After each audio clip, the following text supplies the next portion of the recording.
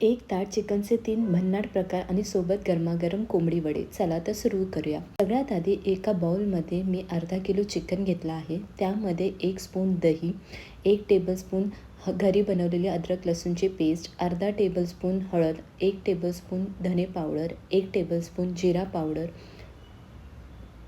2 tablespoon Kashmiri लाल मिरची powder, 2 tablespoon chicken मसाला, 3 tablespoon तेल, चवीनुसार मीठ. हे सर्व मॅरिनेट करून आपण साईडला ठेवूया. तोपर्यंत आपण चिकन फ्रायच्या मॅरिनेशनकडे वळूया. तर इथे मी पाऊण किलो चिकन घेतलं आहे. त्याच्यामध्ये अर्धा टेबलस्पून हळद, 1 टेबलस्पून धना पावडर, 1 टेबलस्पून जिरा पावडर, 1 टेबलस्पून चिकन मसाला, 1 टेबलस्पून काश्मीरी लाल मिरची पावडर, अद्रक लसूणची पेस्ट 1 टेबलस्पून, 1 टेबलस्पून दही, 1 tablespoon green chilli sauce, 1 tablespoon vinegar, 1 tablespoon soya sauce, 1 tablespoon red chilli sauce, चवीनुसार मीठ आणि 1 अंडं टाकत आहे. ह्याला व्यवस्थित मिक्स करायचं आहे. सगळ्या पीसेसला मसाले कोट झाले पाहिजे. आता आपले दोन्ही मॅरिनेशन रेस्ट होते तोपर्यंत आपण फोडणीकडे वळूया. तर इथे मी 3 कांदे घेतले आहेत.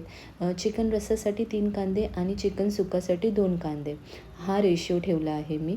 तर ह्याला असं बारीक चिरून आपण त्याला बरिस्तासारखं फ्राय करून घेणार आहोत. तर आता इथे मी कांदा फ्राय करायला घेते. एका पॅनमध्ये मी 4 टेबलस्पून तेल घेतलं आहे. ते व्यवस्थित गरम झालं की त्याच्यामध्ये आपण कांदा फ्राय करणार आहोत. कांद्याला मस्त गोल्डन कलर आला पाहिजे असा.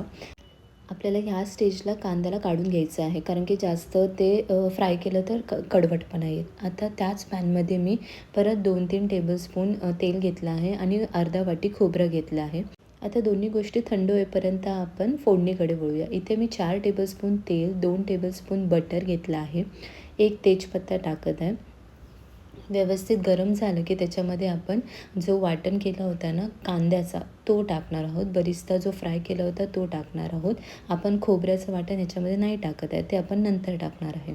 आता ह्याला व्यवस्थित एक बॉईल आल्यानंतर आपण चिकन मॅरिनेट केलेलं ते टाकणार आहोत.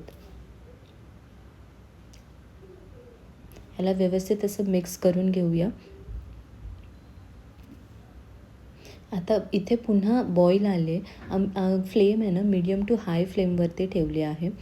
एक बॉईल पुन्हा आल्यानंतर आपण त्याच्यामध्ये 1 चमचा खोबऱ्याचं वाटण टाकणार आहे. जर वाटीत प्रमाण बघायला गेलं तर अर्धा वाटी.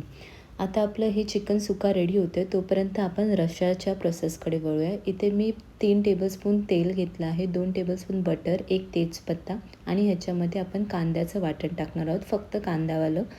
ह्याला व्यवस्थित मिक्स करून घ्यायचं आहे. जो तेल आणि बटर आहे त्याच्यामध्ये व्यवस्थित कांदा मुरला पाहिजे. त्याच्यानंतर बॉईल आल्यानंतर आपण जो मॅरिनेट केला होता चिकन ते टाकणार आहोत.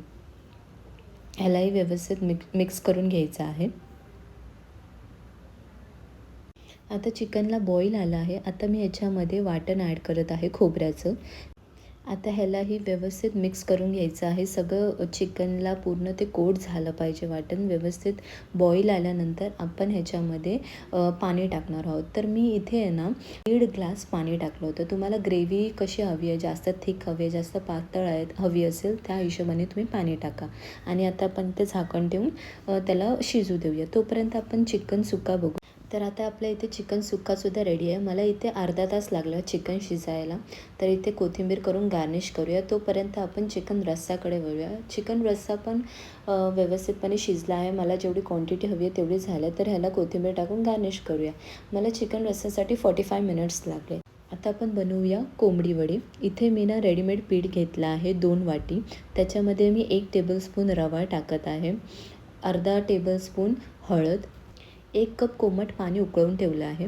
तर ते आपल्याला हळूहळू टाकायचं आहे, सगळं एकदाच नाही टाकायचं आहे. तर आपण जसं चपातीचं पीठ मळतो ना तसंच आपल्याला हे पीठ मळून घ्यायचं आहे. पण मेक शुअर करा की तुम्ही गरम पाणीच टाकाल त्याच्यामध्ये. आता हे मी व्यवस्थितपणे मळून घेते. आणि वड्याचे वेगवेगळे प्रकार असतात. कोणी काकडीचं सुद्धा बनवतं. तर तुमच्याकडे कोणते वडे बनतात ते मला कमेंटमध्ये सांगा. आता मी इथे 2 टेबलस्पून तेल ॲड करून व्यवस्थित मळून घेते.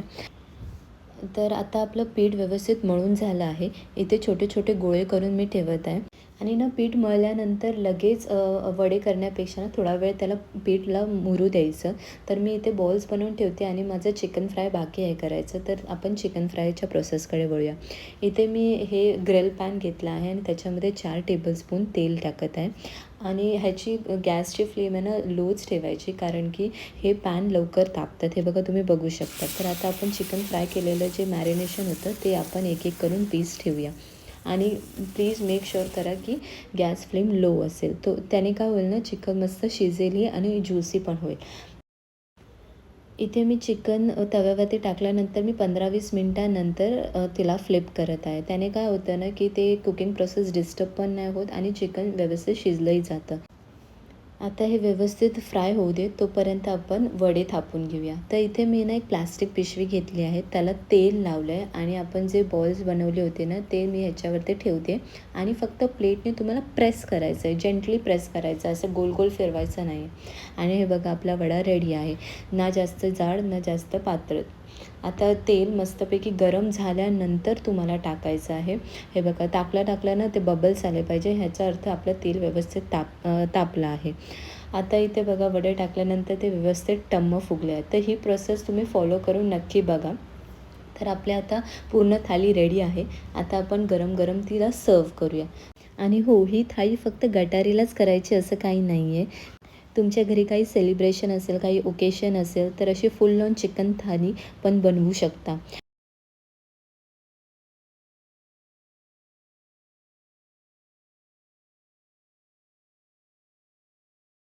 जर तुम्हाला ही गटारी स्पेशल चिकन थाली आवडली असेल तर व्हिडिओला एक लाईक करा आणि अशीच घरगुती चविष्ट रेसिपीज बघायला चॅनलला सबस्क्राईब करून माझ्यासोबत नक्की राहा.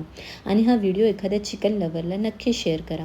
पुन्हा भेटूया एका नवीन रेसिपीसोबत. तोपर्यंत खात राहा, खुश राहा आणि माझ्या किचनमध्ये पुन्हा नक्की या. बाय.